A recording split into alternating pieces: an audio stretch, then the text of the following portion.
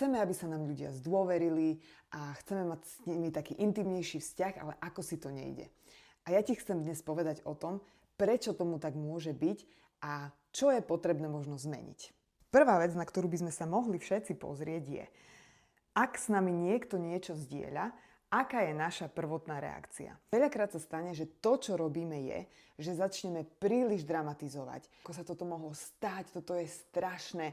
A ten človek vidí, že ako si sa nevieme my sami z toho zregulovať, že je nám zlé, že trpíme, že po nociach nespíme. A čo to vyvolá v tom druhom človeku je, že keďže vidí, že nám je z toho zle, tak to s nami na budúce zdieľať ani nebude. Druhá reakcia je, že začneme kritizovať toho druhého človeka, začneme ho súdiť, začneme mu hovoriť, ako si sa mohol dostať do takejto situácie, ja by som to takto neurobil, je to od teba veľmi nezodpovedné. A tak tento človek si určite dvakrát premyslí, či na budúce s tebou niečo bude zdieľať, pretože nikto nechce byť kritizovaný a nikto nechce byť súdený. Tretia veľmi častá reakcia je tá, že sa dáme do roli záchrancu. To znamená, že mu začneme ponúkať všetky naše rady, čo by mal, čo by nemal robiť.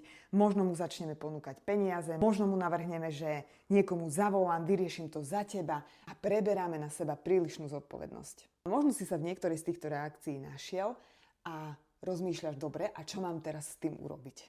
Najdôležitejšia vec, pokiaľ sa ti niekto otvorí, pokiaľ s tebou niekto chce niečo zdieľať, je validovať tie jeho pocity, uznať to, ako sa cíti.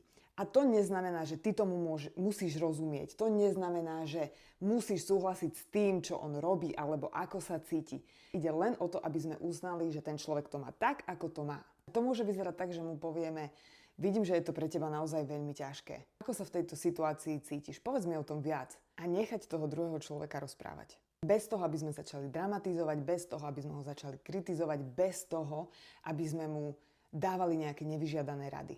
A potom, keď validujeme tie jeho pocity, keď sme tam nastolili isté spojenie, potom sa ho môžeme opýtať, či chce, aby sme mu dali nejakú radu, alebo chce, aby sme si ho len vypočuli a následne sa podľa toho zariadiť. Ak chceš vo svojich vzťahoch zlepšiť komunikáciu, nechaj mi pod týmto videom komunikácia a ja ti pošlem možnosti, ako na tom pracovať.